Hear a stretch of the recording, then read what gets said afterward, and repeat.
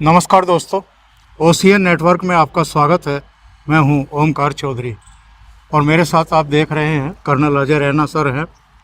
बहुत स्वागत है आपका। धन्यवाद सर आपको, सबको नमस्कार, देखने वालों को, सुनने वालों को। कई लोग यूट्यूब आजकल कार में सुनते हैं। अजय जी, बहुत चर्चाएं चल रही हैं चिकन नेक को लेकर के, और ये चर्चाएं क्यों चल निकली हैं ये भी हम जानते हैं। जब से यूनुस ने टेक ओवर किया है बांग्लादेश को, तमाम तरह की दुश्वारियां और तमाम तरह की साजिशें जी और वो किसके मोहरे हैं ये भी हम जानते हैं जी। और उनके साथ एक्चुअल में भारत के किस तरह के टसल चल रहे हैं ये भी सभी दर्शक भी जानते हैं। तो इधर कुछ दिनों से लगातार ये चर्चाएं चल रही हैं कि ऑपरेशन चिकन नेक जो है उस पर भारत बहुत गंभीरता से सोच रहा है।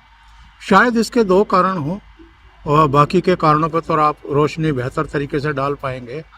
एक तो चाइना को वहाँ एक एयरफील्ड ऑफर करना, और इधर हम देख रहे हैं कि पाकिस्तान के कुछ जनरल्स की भी यात्राएं ढाका की हुई हैं, कुछ उस इलाके में भी गए हैं उनमें से। तो एक्चुअल में वहाँ हो क्या रहा है और भारत की इस समय रणनीति क्या है?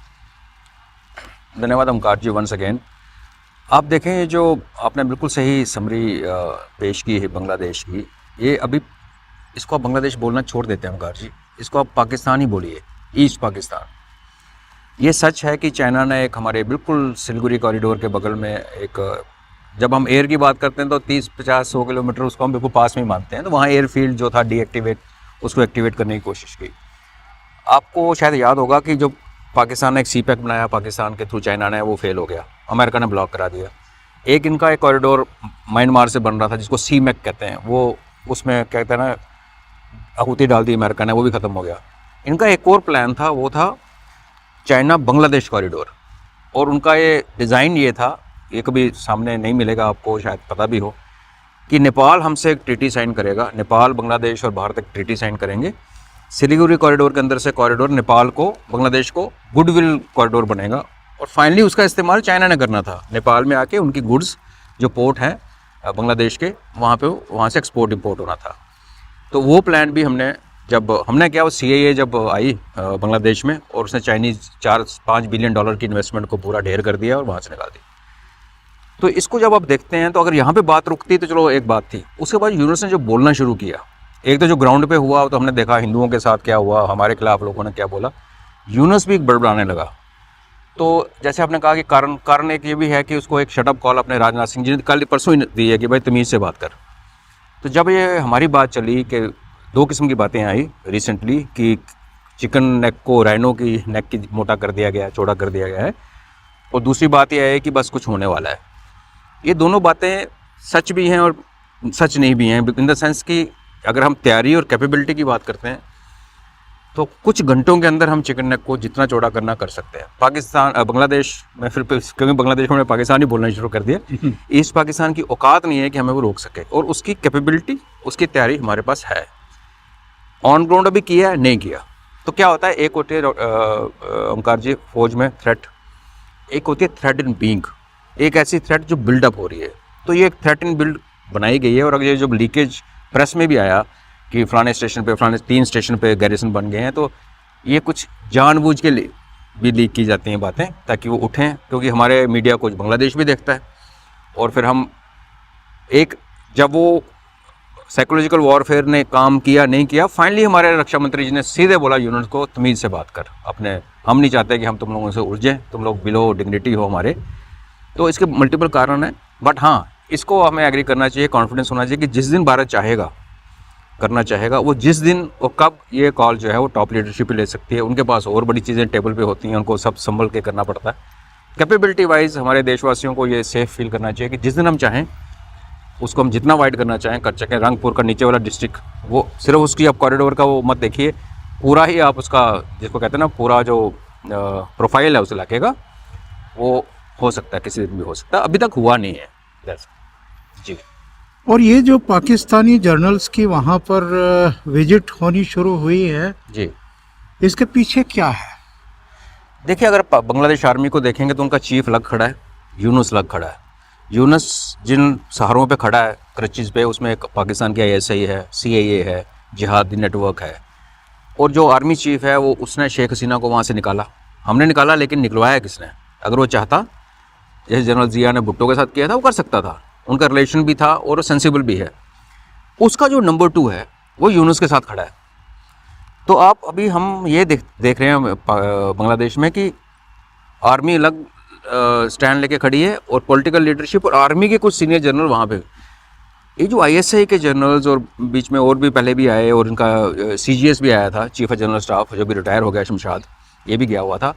मुझे लगता है कि ये जो बांग्लादेश के जो यूनुस के साथ खड़ा कंपोनेंट है ना, वो अपनी ताकत दिखाने के लिए अपने आर्मी चीफ को, हमें क्या दिखाएगा वो, कि देखो हमारे साथ पीछे पाकिस्तान खड़ा है। इसी बात पे बांग्लादेश का जो आर्मी चीफ है वो अड़ा हुआ, वो चाहता है कि बांग्लादेश वापस पाकिस्तान के हाथ में ना जाए। जी जी। तो उसको अपना एक, इसको शो ऑफ पावर कह लीजिए, शो ऑफ बैकिंग दिखा लीजिए। पहले आप CIA ऑपरेटिव लेके आए, फिर मेरीन्स आ गए, इन सबको अपोज करता रहा है बांग्लादेश का आर्मी चीफ। जी जी। लकली उसके पास अब इतनी ताकत है कि ये 2-4 नमूना होने के बावजूद भी उसकी पॉपुलैरिटी है और वो खड़ा है। नहीं तो उसको इन्होंने उड़ा देना था, या उसने इनको उड़ा देना था। वो वैसे वो वाली हालात भी हम बनते हुए देख सकते हैं। हम जैसे कहते हैं ना कि हमने कुछ नहीं किया, हमने यूनुस बकवास कर रहा है, हिंदुओं को मार रहा है। अगर हम उनके अंदर आपस में उनको सीधा एक दूसरे के उलझा के सीधा कर सके तो उससे अच्छी गेम और क्या चाहिए? फिर चाणक्य के देश होने का फ़ायदा क्या हुआ? अगर हमने अपने ही फौजी मरवाने थे, जैसे 71 में हमने ऑलमोस्ट 3000 जवानों की बलि चढ़ाई, उससे अच्छा ठीक है उनको करने दीजिए, एम्पावर कीजिए जो आपके साथ है, और आपस में करें सॉर्ट आउट। वो सीन बन रहा है। अजय जी, एक बात और कही जा रही है कि जैसे म्यांमार में हमने एक ऑपरेशन किया था जी, और पूर्वोत्तर राज्यों में जो एक्चुअल में गुस्ताखियां करते रहे, तमाम तरह की मुश्किलें पेश करते रहे, जी जी उनको बहुत हद तक न्यूट्रलाइज कर दिया था। जी। तो ये जो पाकिस्तानी जनरल्स के दौरे हैं, कहीं उनको फिर से पुनर्जीवित करने की इनकी मंशा तो नहीं है, साजिश तो नहीं है? नहीं, वो है, वो आपने बिल्कुल सही नब्ज़ पकड़ी। बिकॉज अगर वो याद होगा, जिस दिन शेख हसीना का वहाँ से आउटस्टर हुआ और शेख यूनुस आया, उससे कुछ दिनों बाद ही मैंने पता नहीं कौन से चैनल पे प्रोग्राम किया था कि चिट्टागोंग हिल ट्रैक में 35 कैंप्स, ट्रेनिंग कैंप्स ISI ने चलाने शुरू किए। फ़र्क यह था कि उसमें जिहादी भी ट्रेन हो रहे थे, जो उसने कहाँ यूज़ करने हैं, भारत में करने हैं, कहाँ करने हैं, लेकिन हमारी ईस्टर्न एज पे जाके। तो ये बहुत तगड़ी पॉसिबिलिटी है। इनफैक्ट अगर आप देखेंगे हिस्ट्री में, जब बांग्लादेश में एंटी इंडिया सरकार आई, तो ये उल्फा का बरुआ, शरुआ, ये सारे वहाँ पे रहते थे आराम से। फिर शेख हसीना आई तो उसने थोड़ी सफाई करवाई।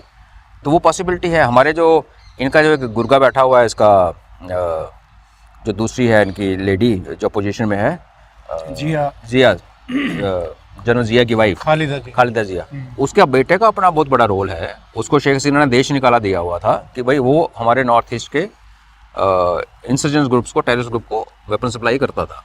तो बिल्कुल ये तो एक नासूर है, एक न्यूसेंस है ओमकार जी। उनकी लोकेशन ऐसी है, चले 3 तरफ से हमने घेरा हुआ है, थोड़ा सा म्यांमार का बाउंड्री है, फिर बे ऑफ बंगाल हमारे पास है।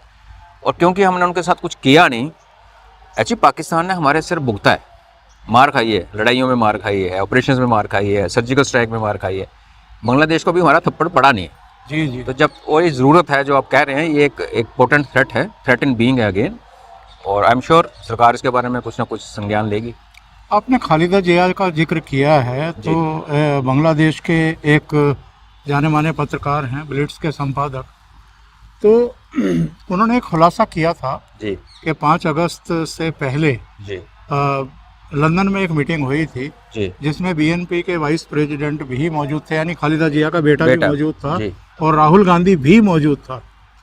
तो ऐसे में क्या हम ये मान करके चलें कि कुछ साजिशें हैं अंतर्राष्ट्रीय स्तर पर जो एक्चुअल में भारत को डिस्टेबलाइज करना चाहती हैं, या मैं कहूँ कि अशांति पैदा करना चाहती है, और यहाँ पर प्रोग्रेस ना हो, इन्हीं चीज़ों में उलझा रहा जाए? क्योंकि मणिपुर में हमने देखा है जो भी वहाँ पर मैतेई और कुकई के बीच में हुआ जी, बहुत उसको सुलगाने की कोशिशें हुई। ऐसे ही पूर्वोत्तर में कुछ कुछ ताकतें हैं जी जिनको बांग्लादेश के जरिए या दूसरे जरिए वहाँ पर कुछ अग्नि प्रज्वलित करने की कोशिश हो सकती है। जी और हमारे यहाँ उमर खालिद हो, शर्जिल इमाम हो, ये अपने भाषणों में ऑलरेडी कह चुके हैं। जी जी तो मल्टी डायमेंशनल जिसको कह सकते हैं कि कई स्तरों पर एक कोशिश है कि भारत को किसी तरीके से तोड़ा जाए। तो ये जाहिर है हमारे रॉ के पास भी, हमारी आईबी के पास भी, हमारे सत्ता प्रतिष्ठान के पास भी सारी सूचनाएं होंगी ही जी। तो और इनसे निपटने के उपाय भी किए ही जा रहे होंगे। तो क्या समग्रता में कोई ऑपरेशन हम निकट भविष्य में देख रहे हैं? जी, मैं आपके इस सवाल को प्रश्न को तीन भागों में देखता हूँ। हमारे खिलाफ साजिश हो रही है, ये तो होना ही था। फिल्म थी ना प्यार, तो होना ही था। आप जब ऊपर जाएंगे, ऐसा देश जिसको लूटा गया, 47-48 ट्रिलियन का खजाना जहाँ से चोरी हुआ, ऐसा देश जिसके ऊपर मुगलों ने जो भी किया, तो वो जब उठने लगे और उठ के वो अमेरिकन प्रेसिडेंट को हमारे प्रधानमंत्री जब आंखें दिखाने लगे इन्हें बड़े प्यार से, तो आपका जो ऊपर की फ्लाइट है, जीडीपी, जो डेटा तो आप नहीं इग्नोर कर सकते। तो क्लियर है अमेरिका हमें अपना दुश्मन देखता है। 10-12-15 साल में हम उनके कॉम्पिटिटर्स होंगे, तो वो आपको नहीं ऊपर आने देंगे। बट हमारी ताकत इसी में है कि यही राष्ट्रवादी सरकार है कि हमें पता है कि हम ऊपर जा रहे हैं। थोड़े से हिकअप्स होंगे। बची ये दो बंदों के आपके नाम ली।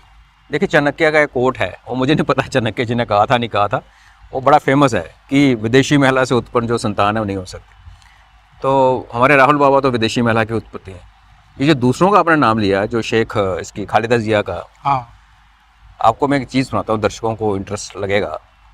जब 71 की लड़ाई हुई तो खालिदा जिया का जो हस्बैंड था, बाद में जनरल जिया बना, वो मेजर जिया था, वो लड़ रहा था मुक्ति वाहिनी की तरफ से पाकिस्तान आर्मी से। खालिदा जिया को पाकिस्तान आर्मी ने अपनी मेस में बंदी बना लिया। और आप उसके आगे मैं कुछ बोलना नहीं चाहता। जब आप किसी लेडी को पकड़ के अपनी मेस में रखते हैं और वहाँ 10-12 ऑफिसर्स हैं, वहाँ जो हुआ वो हम अच्छा नहीं हुआ उसके साथ। जी जी। जब 71 की लड़ाई ख़त्म हो गई और मुजबिर रहमान आया, तो जनरल जिया ने कहा, उसको उस टाइम कर्नल बना दिया गया, कि मैं अपनी वाइफ को डिवोर्स देना चाहता हूँ क्योंकि ये अभी इसकी जो भी पवित्रता है वो भंग हो चुकी है।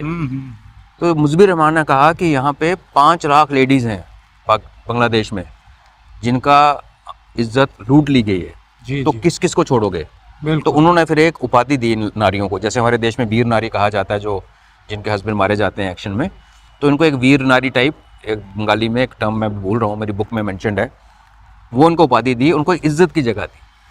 तो पहला सवाल तो ये उठता है कि ये जो बेटा है ये एक्चुअली जनरल जिया का है कि किसी पाकिस्तानी की प्रोडक्ट? सही है। तो इन लोगों से आप क्या उम्मीद करेंगे? क्या हम फ्यूचर में कॉन्फ्लिक्ट देखना चाहते हैं? बिल्कुल देखेंगे। देखना चाहते हैं, नहीं देखना चाहते? होगा, बिल्कुल होगा। क्योंकि यहाँ जो इतिहास, अगर हम पिछले 100 साल देखें, ज़्यादा दूर ना जाए, 115 साल की हिस्ट्री देखें, जब जब दुनिया में पावर का हाथ बदला है जी। तो एक घमासान हुआ है। तो अब जो पावर सेंटर वेस्ट से उठ के ईस्ट को आ रहा है, चाहे वो रशिया है, चाइना है, भारत है, ईरान को आप गिन लें साथ में, तो अगर हमें सोचेंगे चुपचाप एक smooth handing over, taking over होगी, जैसे हमारी एक सरकार जाती, नो, इसके बीच में खून खराबा होगा। हमारी बुद्धिमानी इसी में है और हमें भरोसा है अपनी सरकार पे कि इनका भी यही प्रयास है कि हम उसमें ना पड़े। जब दुनिया लड़े हम उसमें ना पड़े। इफेक्ट पड़ेगा। देखिए, एक बार आपकी सप्लाई चेन कट गई तो हमें महंगाई, हम लड़े महंगाई बढ़ेगी, चीज़ों की शॉर्टेज होगी, कल को इंटरनेट की तारें काटी जाएंगी, तो सब ठप हो जाएगा, बैंकिंग सिस्टम, ये हमें सब पता होने वाला है। इतने पे होकर रुक जाए तो बहुत अच्छा है, क्योंकि बाद में सब बहाल भी होगा ना, लाइफ तो चलती है। बिल्कुल। लेकिन अगर हम बीच में उलझे, और हमें उलझाने की जो कैपेबिलिटी है वो चाइना में है। चाइना किसी स्टेज पे आके हो सकता है अपने ऊपर जो उसका प्रेशर पटा रिलीज़ करने के लिए हमारे साथ कुछ पंगा ले, तो कुछ भी इसमें इनकार नहीं किया जा सकता। हम एक्चुअली बड़े ट्रबल टाइम में जा रहे हैं ओंकार जी, एंड आई होप कि हम इसमें सेक जो हमें लगे कम से कम लगे। जी। जो आपने बात कही है चाइना के संदर्भ में, हालांकि चाइना पर आंख मूंद करके भरोसा करना खतरे से खाली नहीं है, जी।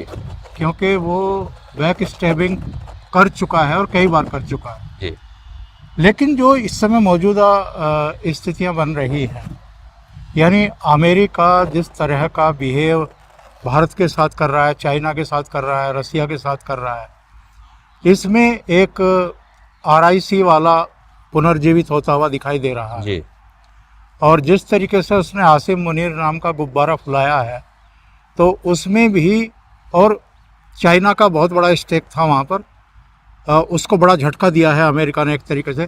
पहले चाइना को वहाँ आने दिया, पैसा खर्च करने दिया, और अब स्थिति ये है कि चाइना को बहुत बड़ा सेटबैक दिया है।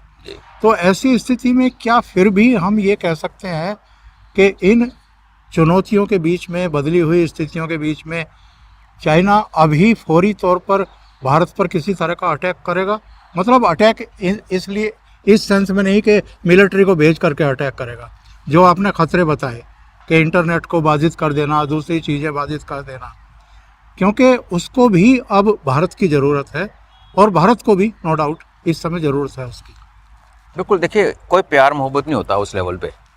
इनफैक्ट अभी हम यूक्रेन वॉर देखें, रशिया हमारा सबसे जो परम मित्र है वो यूक्रेन में लड़ रहा है। हमने रशिया का तेल खरीदा, रिफाइन किया और यूक्रेन को सप्लाई किया। तो ये इस लेवल पे, जैसे हम, मेरी और आपका रिलेशनशिप है, आप बहुत सज्जन हैं, मेरे बड़े प्यार से मेरे को ट्रीट करते हैं, मैं कल को बदतमीजी करूँ आपका दिल ख़राब होगा। इनको यहाँ नहीं होता, यहाँ अलग ही सिस्टम है बिल्कुल। इसको कहते हैं ना, ठंडा लोहे की तरह डीलिंग होती है, कोई पर्सनल स्टेक्स नहीं होते। आपने देखा होगा अभी जो मोदी जी की कभी तारीफ़ कर देता है ट्रंप, कभी कुछ बोल देता है, दूसरे भारत को गाली निकालता है। कोई बेवकूफ़ समझ सकता है कि आप देश को गाली निकाल रहे हो, प्रधानमंत्री की तारीफ़ कर रहे हो, उसकी क्या वैल्यू है? सही। तो ये सारी गेम्स हैं ओमकार जी। और जो चाइना का हमारे साथ प्यार मोहब्बत टेम्प्रेरी है 5-6 साल, बिकॉज उसको ज़रूरत है, उसको हमारे साथ भी पंगा ले ले, अमेरिका से पंगा भी ले ले और रशिया के साथ भी उसका टेम्प्रेरी ही चल रहा है। इस संदर्भ में अगर मैं आपके प्रश्न का उत्तर दूं तो इमीडिएट फ्यूचर में मुझे चाइना के साथ भारत का मिलिट्री लड़ाई तो नहीं दिखती। बट हाँ, ये जो आपको पता है कि जो कोविड की स्ट्रेन हमारे भारत में कोविड 2 आया, जितनी बर्बादी, कोई घर नहीं बचा जिसमें कम से कम एक मेंबर नहीं गया। बिल्कुल। पाकिस्तान में क्यों नहीं हुआ? बांग्लादेश में क्यों नहीं हुआ? सिर्फ हमारे यहाँ क्यों हुआ? वो हमारी जो DNA कह लीजिए, जो भी हमारी इम्यूनिटी का जो सिस्टम है, उसको डॉक्टर करके, कोई कहता है कि एरियल मेजर से स्प्रे हुआ है भारत के ऊपर, जो भी कंटेमिनेशन की गई वो करता रहेगा, बिकॉज उसको टेस्ट भी करने हैं। देखिए, कभी हमारा जहाज़ नॉर्थ ईस्ट में उड़ता है तो सडनली उसके पूरे बीच में एक केस आया था 5-6 साल पहले कि पूरे ही उसके इलेक्ट्रॉनिक सिस्टम घूमने लगे गोल गोल, जैसे बरमुडा ट्रायंगल के ऊपर घूमती थी। तो वो कर रहा है, वो अपना ट्राई करता रहा है। और हम भी कोई दूध के दुबले हुए नहीं है, होने भी नहीं चाहिए उपकार जी, हम भी अपना गेम चलती रहती है उनके साथ। CIA अमेरिका चाइना में अलग गेम खेलता है, कई बार हम उसको फैसिलिटेट कर देते हैं। अब SFF बनी तिब्बत के रिलेटेड, तो ये सब चल रहा है। बट हाँ, बेस्ट तो ये रहेगा कि हमें 5-7 साल की चाइना के साथ, क्योंकि जियोग्राफी जो है ना बहुत बड़ी गेम है। आप अमेरिका से दूर बैठा अमेरिका आपकी एक इन्फ्लुएंस कर सकता है, उसके आगे वो कुछ नहीं कर सकता। जब सरकार तगड़ी है उसके आगे वो ये 1-2 राहुल गांधी वगैरह खड़े, और किसके आगे कुछ नहीं कर सकता। चाइना हमारा पड़ोसी है, पड़ोसी बहुत नुकसान पहुँचा सकता है। तो हम तो ये उम्मीद करते हैं कि चलता रहे ये हनीमून पीरियड 5-7 साल चले, फिर हम जिस लेवल पे जिस तरीके से प्रोग्रेस कर रहे हैं। और जो चाइना की खबरें आ रही हैं, हालांकि मैं उनमें चाइना से आने वाली खबरों को यकीन करना बड़ा मुश्किल काम है। अगर वो थोड़ा नीचे आ रहा है और हम काफ़ी तेज़ी से ऊपर जा रहे हैं तो हमारा गैप क्लोज हो रहा है। जी जी। जैसे लोग कह रहे हैं कि उनकी जो इकॉनमी है वो 18 ट्रिलियन की नहीं है, 10 ट्रिलियन की है जी। हम इधर 5 की तरफ पहुंच रहे हैं। अगले 5 साल में अगर 7-8 पे आ जाते हैं और वो 11 से 10 पे आ जाते हैं तो हमारा गैप बड़ा क्लोज हो गया। हाँ हाँ। तो ये हमें विंडो चाहिए। अब मिलेगी नहीं मिलेगी ये तो महादेव ही जाने जी। दूसरे, ये जो हमारे पड़ोस में अमेरिका ने एक गुब्बारा फुला दिया है, ये कब तक इसमें हवा भरता रहेगा? और भारत की तरफ से क्या इस गुब्बारे को फोड़ने की कोई कोशिश चल रही है या तैयारियां हैं? और कौन से इश्यूज ऐसे हो सकते हैं जब ये, हालांकि कुछ लोगों का कहना है कि ऑपरेशन सिंदूर बंद तो हुआ नहीं है, अब हमारी और पाकिस्तान की सीमा पर नहीं चल रहा है, तो पाकिस्तान और अफ़गानिस्तान की सीमा पर शुरू हो गया है जी। तो इसे आप किस तरीके से देख रहे हैं? और कब तक अमेरिका आसिम मुनीर में हवा भरता रहेगा? देखिए, अमेरिका को आसिम मुनीर से कोई प्यार मोहब्बत नहीं है। जैसे मैंने कहा, हमारे पास एग्जांपल है ज़िया-उल हक। अमेरिका ने उसको कितनी सपोर्ट की। पूरा USSR के जो टुकड़े हुए अफगानिस्तान वॉर में, उसका जो मेन हीरो अगर कहेंगे तो वो ज़िया-उल हक था, जिसने मुजाहिदीन की फ़ौज अंदर भेजी, उनको इतना स्ट्रेच कर दिया कि उनके टुकड़े ही हो गए। और जब टाइम आया, अमेरिका ने उसको एक हवाई धमाके में उड़ा दिया।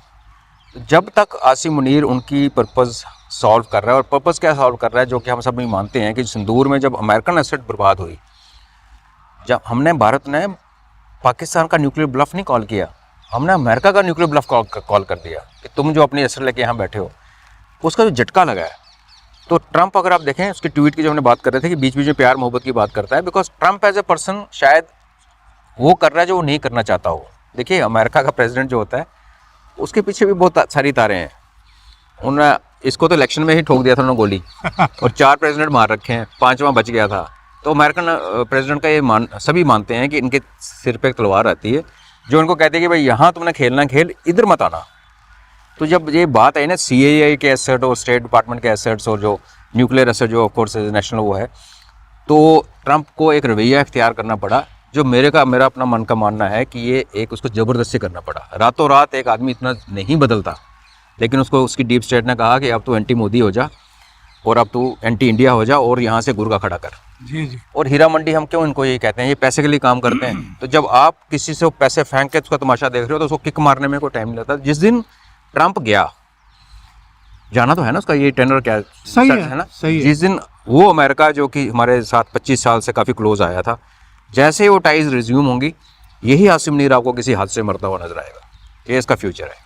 हाँ, रिटायर हो जाए कि चला जाए तो पता नहीं, अगर ये जिंदा रहा 4 साल बाद, आप देखना अगर ये सर्विस में है और ट्रंप चला गया, उसके बाद आप भारत के साथ पैचअप होने की first requirement I think Bharat को चाइना पाकिस्तान अमेरिका के बीच में दोस्ती के बीच में अगर दोबारा होनी है, जो होनी भी चाहिए, उसमें आसिम मुनीर का उसको वहाँ से उड़ा देना एक नेसेसिटी बन जाएगी। अमेरिका को उड़ा देगा, उनको कोई ऐसा नहीं। अजय जी, अगले महीने रूस के राष्ट्रपति नई दिल्ली की यात्रा पे आ रहे हैं जी। और पुतिन साहब आ रहे हैं, तो हालांकि वैसे तो ये 1 साल मोदी जी जाते हैं, 1 साल वो आते हैं, एक कॉन्टेक्ट है और ये चल रहा है जी। लेकिन यूक्रेन या संघर्ष के बीच में, युद्ध के बीच में उनका दिल्ली आना, वो भले ही 1 दिन की यात्रा पर आए या 1.5 दिन की यात्रा पर आए, ये बहुत महत्वपूर्ण होने वाला है जी। डोनाल्ड ट्रंप ने कहा है कि मैं भी जल्दी भारत की यात्रा पे जाने वाला हूं, मोदी जी ने मुझे आमंत्रित किया जी। ये बैलेंस करने की कोशिश कर रहे हैं ट्रंप, या उनको लगता है कि तब तक शायद जिस भी रूप में होगी ट्रेड डील एक स्वरूप ले लेगी, एक आकार ले लेगी, और शायद जो तल्खियां रही हैं पिछले 6-8 महीने में, उन पर भी थोड़ा सा विराम लगेगा, तो फिर से हम लोग शायद वो चीज़ें बहाल कर पाए। हम जानते हैं, आप मेरे शो में पहले भी कह चुके हैं कि अमेरिका के साथ हमारे बहुआयामी रिश्ते हैं जी। केवल ट्रेड की बात नहीं है, पेंटागन का एक अपना प्रेशर होता है डोनाल्ड ट्रंप के ऊपर जी। तो इसको आप कैसे देख रहे हैं? यानी दिसंबर से लेकर के और डोनाल्ड ट्रंप का जो सुन रहे हैं कि शायद अप्रैल तक भारत का विजिट करना चाहेगा, तो ये इसमें आप क्या होते हुए देख रहे हैं, क्या नक्शा बनते हुए देख रहे हैं? देखिए, वो बेसिकली एक बिजनेसमैन है, और जब आसिम मुनीर की बात भी करते हैं तो हमको पता है हमने अपनी रॉ अर्थ की डील की, क्रिप्टो की डील की है, उसके अपनी पर्सनल कंपनी में उसका बेनिफिट आ रहा है। अभी जो ट्रेड डील में हम लोग अटके हुए हैं, अब जो उन्होंने चाइना के साथ डील की, वो एक एक्चुअली हमें एक सोचने का एक पॉइंट मिलता है कि जैसे चाइना ने कैसे डील की है कि ओके हम आपको रेयर अर्थ देंगे 1 साल के लिए अभी वो लीज पे आ गया, हमारा डिप्लोमेटिक रिलेशनशिप लीज पे आ गया।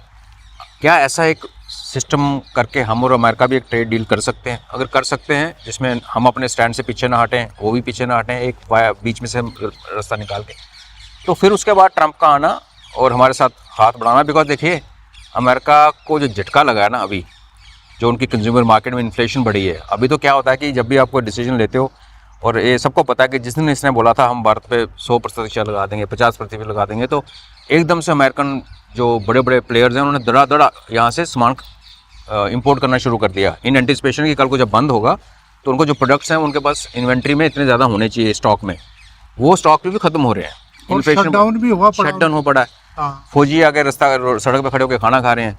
तो ऐसे हालत में उसको जो डोमेस्टिक प्रेशर बन रहा है, उसको अगर उसको मिटिगेट करना है तो उसको सब हमारे पास ही आना पड़ेगा। बिकॉज उस डोमेस्टिक प्रेशर में जो उसकी बर्बादी हुई है, उसमें बहुत बड़ा कारण उसका जो हमारे ऊपर उसने टैरिफ लगाए हैं और ये एटीट्यूड लगाया है, उसको रिवर्स करने के लिए उसको आना पड़ेगा। पुतिन साहब 1 दिन की यात्रा पे आए थे यूक्रेन में घुसने से पहले, तभी 1 दिन के लिए यात्रा पे आए थे। तो क्या होता है कि हम सब समझते हैं कि ये सेकंड लेवल 9 लेवल होते हैं डिस्कशन के, जिसको हम कहते हैं ना बैक चैनल, 9 किस्म की होती हैं, और एक फ्रंट चैनल है डिप्लोमेटिक ऑफिशियल। तो काफ़ी कुछ नीचे काम हो चुका होता है जब हेड ऑफ स्टेट आगे हाथ मिलाते हैं, और वो आधा घंटे के लिए मिलते हैं, लेकिन उसके पहले जो महीनों का हार्डवर्क हुआ होता है। आपको याद होगा पुतिन को जब बोला था ट्रंप ने कि अभी हम मिलेंगे, हम आप और जेलेंस्की मिलेंगे, तो उन्होंने कहा पहले हम बड़ा होमवर्क करेंगे यार, टाइम लगता है। तो दिसंबर की यात्रा भी मान के चलिए कि उसमें काम चल रहा है। हाँ। और उसमें अभी SU-57 की डील की बात हो रही है, S-50 की को प्रोडक्शन की बात हो रही है, ट्रांसफर ऑफ टेक्नोलॉजी की बात हो रही है। वो अगर हो जाता है और उसके बाद अमेरिका अगर हमारे यहाँ आता है ट्रंप, तो आखिरी किसकी छाती चौड़ी होगी आप बताइए? जो हमें गालियाँ निकाल रहा था और हमने बोला कि तू जा 71 में हमारे प्रधानमंत्री को उसने 15 मिनट व्हाइट हाउस के बाहर खड़ा किया था। बिल्कुल। आज वो अमेरिका है कि मोदी जी को बुलाता है, मोदी जी बोलते मैं नहीं आ रहा, मेरे पास टाइम नहीं। हाँ, 4 तो ऐसी जगह हो चुका है कि मोदी नहीं गए उसके बुलावे पे। जी। तो ये एक चेंज है, और ट्रंप अगर आएगा तो अपने लिए ही आएगा, और हमारे प्यार मोहब्बत के लिए नहीं आएगा। उसको अपना डोमेस्टिक इन्फ्लेशन को थोड़ा स्लो करने के लिए, हमारे साथ दोबारा ट्रेड रिज्यूम करने, डिपेंड करता है हम किस ट्रेड पे, किस एग्रीमेंट पे पहुंचते हैं। उम्मीद है कि कुछ ना कुछ इसका रिजल्ट आएगा। उसके बिना अगर ट्रेड हमारा नहीं होता ना, तो मुझे नहीं लगता वो यहाँ आएगा। अजय जी, बहुत बहुत धन्यवाद जुड़ने के लिए और इतना समय देने के लिए। और शायद दर्शकों को भी एक सुखद अनुभूति हुई होगी कि 1 to 1 एक फ्रेम में हम खड़े होकर के बात कर रहे हैं। जयपुर डायलॉग के समिट में आए थे और अजय जी से जब आग्रह किया गया तो वो सहर्ष तैयार हुए कि एक टॉक कर ली जाए। तो बहुत बहुत धन्यवाद आपका। और दर्शकों का भी बहुत आभार कि आप इतनी संख्या में जुटे। अगर आपको ये चैनल, आपको ये चर्चा अच्छी लगी तो आप लाइक करना ना भूलें। इस वीडियो को फॉरवर्ड करें अपने मित्रों को, अपने जो भी आपके जानकार हैं, ग्रुप्स हैं, ताकि ज़्यादा से ज़्यादा लोगों तक ये चर्चा पहुँचे। और अभी तक अगर चैनल आपने सब्सक्राइब नहीं किया है तो ज़रूर करिएगा। बहुत बहुत धन्यवाद। नमस्कार।